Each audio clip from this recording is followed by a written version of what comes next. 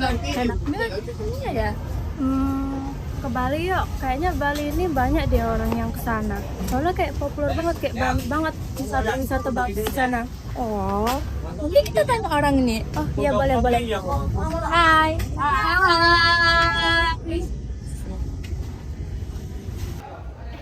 Tadi aku dengar kalian itu mau liburan ya? Mau kemana? Kami tadi kepikirannya sih ke Bali. Udah ada tujuannya belum? Belum. Kami tadi masih kayak kepikiran aja sih mau ke sana. Aku ada satu tempat yang bagus, yaitu ada nilai sejarahnya juga. Namanya itu Taman Pujaan Bangsa Margarana. Oh iya ya, aku pernah dengar ceritanya. Setahu aku sih dari yang aku baca dari profil singkatnya si I Gusti Ngurah Rai ini, dia tuh kayak tokoh utamanya dari Puputan Margarana ini. Nah, jadi itu kayak seorang pahlawan dari Bali yang lahirnya itu pada 30 Januari 1917 di Desa Carangsari. Nah, aku juga pernah dengar dia itu punya kayak sikap yang sangat tegas gitu. Nah, dia tuh dilihat itu sikapnya itu dalam kejadian saat dia tuh menolak untuk berunding dengan Belanda mengenai NIT. Nah, NIT itu negara Indonesia Timur. Nah, kayak gitu sih. Tapi kalau dari kalian tahu nggak kronologi lebih lengkapnya lagi tentang Puputan Margarana ini? Aku tahu apa sih dari kronologi peristiwa Puputan Margarana ini. Nah, jadi peristiwa Puputan Margarana ini terjadi dipicu karena hasil dari perjanjian Linggarjati antara Belanda dengan Indonesia, di mana hasil dari perjanjian Linggarjati yaitu menyebutkan bahwa Belanda mengakui secara de facto atas eksistensi wilayah negara Republik Indonesia hanya meliputi wilayah Sumatera, Jawa, dan Madura. Artinya, Bali tidak dimasukkan ke dalam wilayah negara Republik Indonesia. Itulah yang membuat rakyat Bali ini kecewa, rakyat Bali ini marah, sehingga memunculkan perlawanan terhadap Belanda. Nah, terjadinya peristiwa Puputan Margarana ini juga dipicu karena pada saat itu Letkol I Gusti Ngurah Rai dia menjadi ketua divisi TKR Sunda Kecil. Nah, dia menolak kebijakan Belanda yang ingin mendirikan negara Indonesia Timur. Oh, itu yang tadi aku jelasin itu ya? Iya. Nah, ternyata kan mulai tuh Belanda berdatangan ke Bali. Nah, ternyata Belanda ini ada maksud tujuan tertentu dia datang ke Bali. Nah, ternyata tujuannya itu ingin menyatukan Bali dengan negara Indonesia Timur lainnya. Itulah, tapi berita itu didengar setelah proklamasi kemerdekaan Indonesia. Oh, jadi kejadian itu setelah kemerdekaan ya? Ya, kayak berita itu didengar setelah kemerdekaan Indonesia. Proklamasi kemerdekaan Indonesia. Terus setelah perang itu apa ada kejadian apa lagi? Nah, kan I Gusti Ngurah Rai itu mendengar tuh kan kabar kalau Bali ini mau dimasukkan ke dalam negara Indonesia Timur. Nah, dia bersama I Gusti Ngurah Rai bersama rekan-rekannya, mereka itu kayak membentuk suatu badan. Namanya itu TKR Sunda Kecil, yang dimana I Gusti Ngurah Rai inilah yang menjadi komandannya. Nah, Gusti Ngurah Rai itu kan memberikan pasukan kan, pasukannya TKR Sunda Kecil. Dia itu memiliki kekuatan 13 kompi yang tersebar di seluruh Bali. Nah, itu biasa itu dikenal dengan nama Ciung Wanara, pasukan Ciung Wanara. Oh iya, aku pernah dengar. Nah, jadi kronologi mulainya peperangannya itu dimulai pada tanggal 18 November 1946.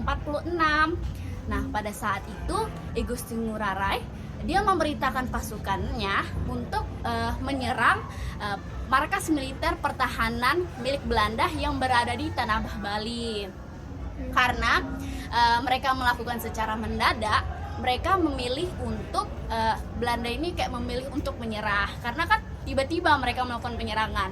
Nah, lalu Belanda yang mengetahui itu tentu saja itu membuat Belanda itu murka karena mereka diserang secara tiba-tiba. Nah, pada saat itu Belanda menerjunkan bisa bahasanya dia mengerahkan mengerahkan pasukan Gajah Merah gitu.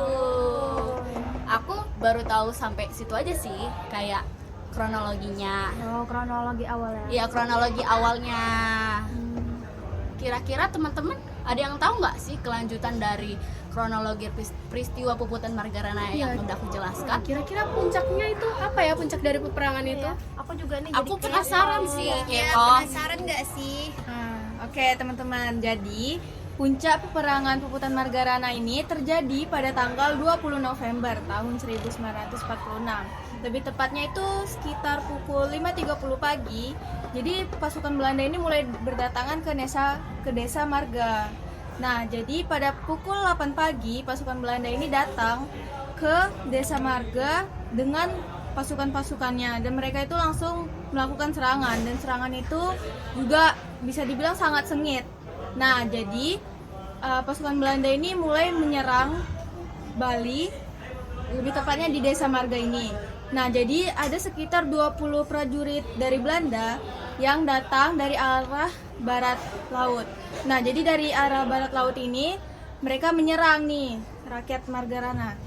Nah, jadi mereka nih datang dengan pasukannya itu sekitar 20 orang, dan pasukan dari I Gusti Ngurah Rai ini bisa membunuh atau bisa melawan sebanyak 17 prajurit.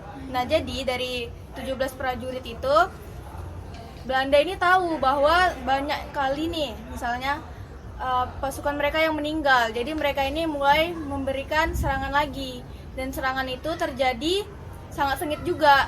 Namun karena serangan itu mereka juga gagal kedua kalinya. Nah, karena mereka gagal nih, jadi inilah kesempatan yang digunakan oleh I Gusti Ngurah Rai dan pasukannya itu untuk melarikan diri dan meloloskan diri dari pasukan Belanda. Kan awalnya itu mereka tuh dikepung kan.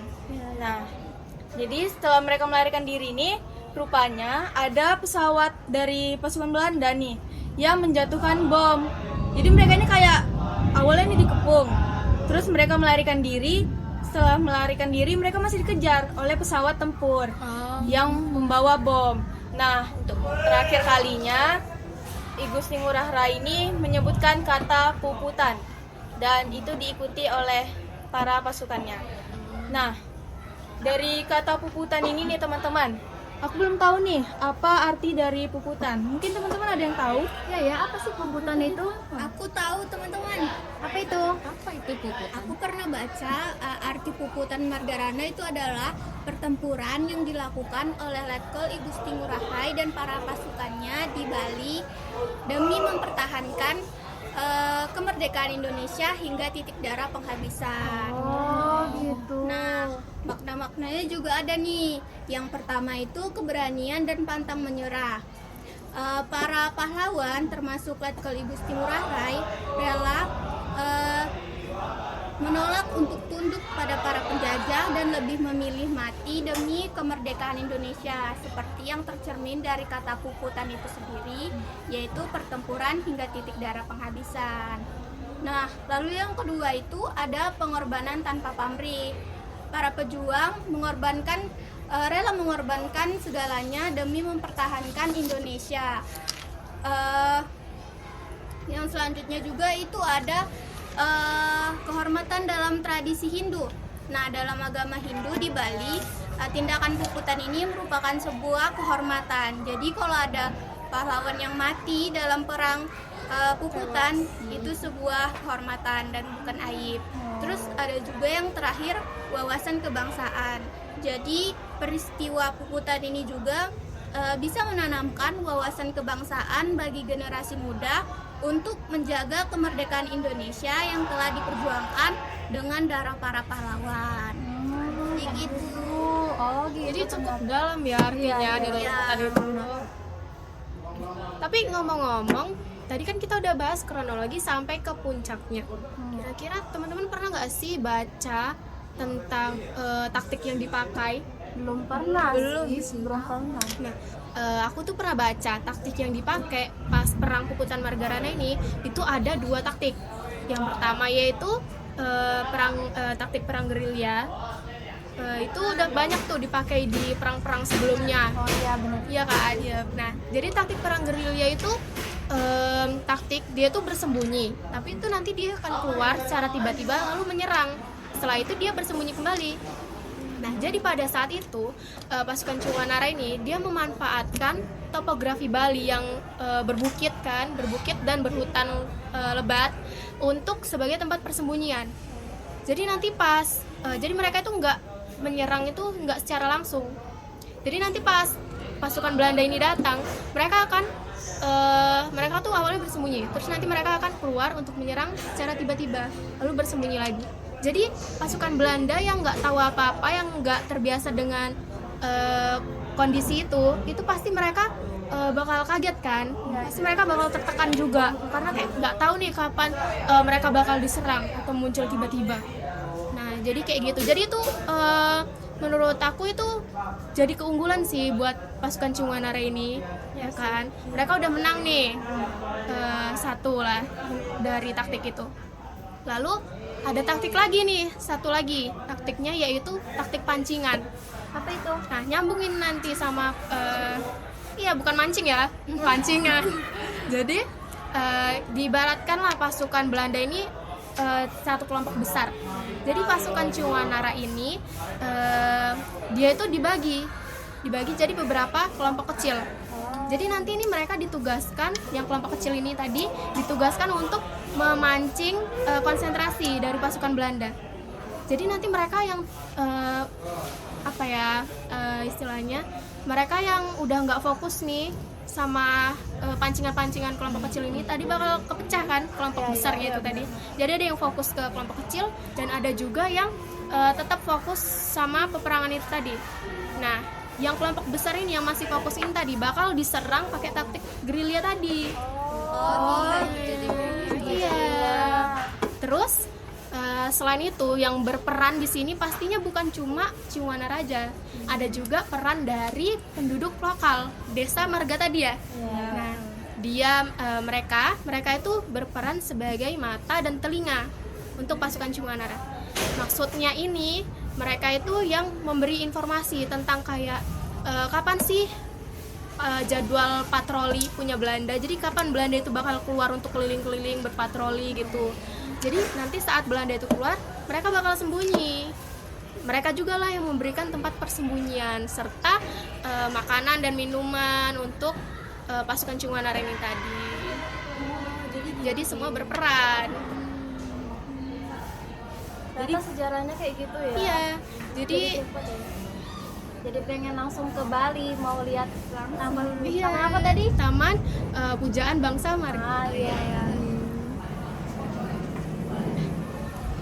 Jadi bisa dibilang bahwa rakyat pada saat itu bisa dibilang pintar juga ya, karena nyusun strategi yang bagus gitu dan bisa memecah pemikiran dari orang Belanda itu. Ya, inilah yang keren di Gusti Ngurah Rai. Kan dia yang menyusun strategi-strategi itu. Jadi nggak sabar deh mau ke sana, pengen lihat secara langsung. Ayo kita bareng-bareng ke sana. Ayo. Pas kita liburan sekolah ya. Oke. Kira-kira peninggalan dari perang itu ada apa aja sih? Kayaknya banyak sih, selain taman itu pasti ada lagi yang lain. Pasti ada yang tahu. Aku tahu siapa yang tahu. Siapa? Ada teman kita, ayo kita datangin orangnya. Boleh deh. Ayo deh. Boleh. Itu temannya Maksud. Oh, yang dua orang itu ya? Iya, ayo kita tanya. Ayo. Halo Bira. Hai. Nah, teman-teman aku mau tahu nih apa aja sih peninggalan perang Puputan Margarana. Kalau nggak salah bulan kemarin kamu pernah liburan ke museumnya ya? Iya, nah di sana itu bukan hanya monumennya aja, tapi di sana itu ada menyimpan foto-foto pahlawan, senjata, dan peralatan perang. Nah di sana itu juga ada pemakaman. Nah pemakaman itu sebagai situ ziarah untuk mengenang jasa para pahlawan. Nah selain itu pada tanggal 20 November diperingati sebagai Hari Puputan Margarana untuk menghormati pejuang yang gugur dalam pertempuran. Terus masyarakat Bali yang di sana itu terus mewariskan semangat puputan ini kepada generasi-generasi kita ini agar pantang menyerah.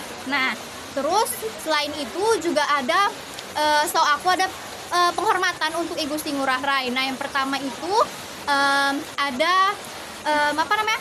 Dianugerahkan gelar Pahlawan Nasional Indonesia kepada I Gusti Ngurah Rai.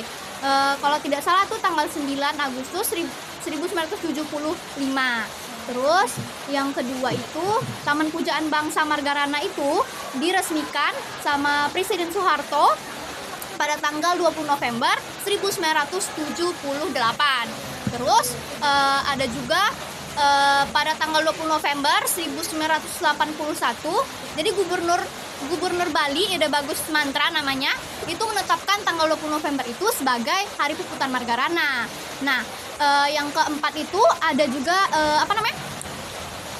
Bandar Udara Internasional I Gusti Ngurah Rai itu yang ada di Bali, dinamai sesuai dengan nama I Gusti Ngurah Rai. Terus yang terakhir, pemerintah Indonesia juga menerbitkan perangko khusus bertema Puputan Margarana gitu. Oh, banyak ya. Iya, banyak banget kan. Ya pasti di setiap peperangan juga berdampak kan untuk kita semuanya. Iya. Kira-kira apa aja ya dampaknya? Nah, jadi dampaknya itu yang pertama itu ada pesan untuk Belanda nih. Jadi dulu pasukan I Gusti Ngurah Rai dan pasukan-pasukannya ini mengirimkan pesan yang jelas dan tegas kepada Belanda. Kalau sebenarnya kemerdekaan Indonesia itu bukan dari sebuah belas kasihan atau hadiah dari pihak Belanda, melainkan itu tuh hal yang mutlak yang diperjuangkan untuk kemerdekaan itu sendiri. Nah, peristiwa ini menunjukkan resistensi yang masif nih dan nggak kenal kompromi dari pihak Bali. Apa itu resistensi? Nah, jadi resistensi itu adalah penentangan atau perlawanan yang dilakukan secara kuat dan jelas terhadap untuk melakukan sesuatu. Nah, dulu kan kita tahu kan kalau misalkan Belanda itu lebih mapan nih dalam persenjataan, kayak pistol, Senjatanya lebih bom, canggih. iya betul gitulah. Tempur juga dia. Nah, iya, dulu Indonesia itu malah kalah dalam persenjataan daripada si Belanda ini. Nah, karena aksi itu, Belanda ini berpikir kalau mereka itu akan dengan mudah kembali menguasai wilayah Indonesia termasuk Bali ini. Tetapi malah Belanda ini mendapatkan perlawanan yang gigih dari pihak Bali. Nah, lalu yang kedua itu ada dampak moralnya nih. Yang pertama itu dari kisah heroik I Gusti Ngurah Rai sama kawan-kawannya atau pasukannya ini, itu tuh menyebar secara cepat di kalangan penjajahan gitu, di kalangan apa namanya? Kalau yang di kalangan para pejuang. Nah, itu tuh menyebar secara cepat dan membakar seluruh semangat mereka. Nah, lalu yang kedua itu dari kisah peperangan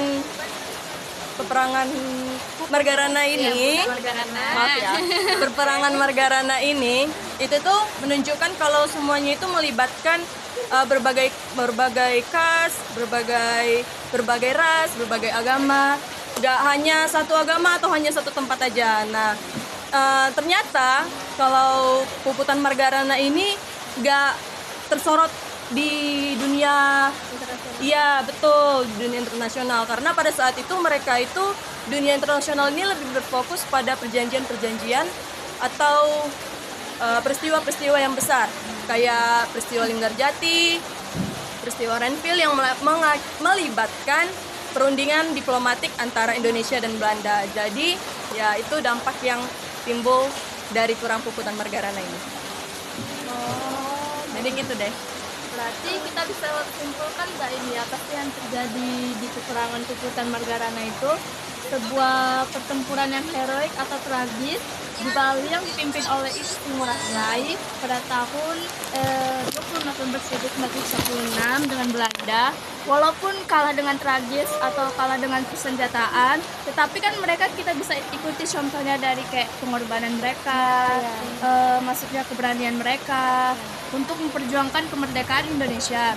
Walaupun tidak menang, walaupun gugur semua, tapi kita kan bisa ada di sini. Merasakan ada sekarang ya kan. Teman-teman, aku mau nanya nih, kira-kira dari perang Puputan Margara ini berapa banyak memakan korban jiwa dari pihak Belanda dan pihak Bali? Nah, aku tahu. Nah, jadi pada pasukan Belanda ini kurang lebih tuh korbannya ada sebanyak 400 orang. Dan Banget ya? banyak banget. Berarti kita ini kalah dari senjata, jumlah bahkan yang nggak imbang banget. Bahkan dari logistik juga kita kalah. Dan pada pasukannya yang dipimpin oleh Igusti Ngurah Rai ini itu meninggal semua dan total tuh korban ada 96. Dan itu sudah termasuk Igusti Ngurah Rai juga. 400. Wow. Banyak banget ya. Iya, banyak banget.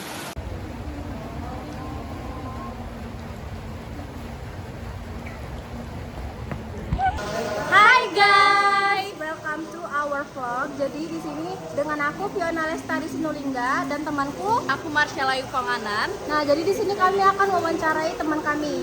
Ayo. Nah, itu teman-teman di situ ada 3 orang.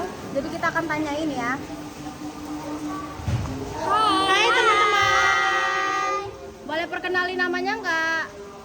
Perkenalkan, nama saya Agnes. Saya Anissa Henti. Saya Wakfira. Kalian dari kelas berapa? Kelas 12-1. Apa nih? Mau ikutan dong. Tanyain juga dong. Boleh. Kalian dari kelas berapa? Nama kalian siapa? Halo, nama aku Jolita. Aku Lia. Nama aku Naila. Kita dari kelompok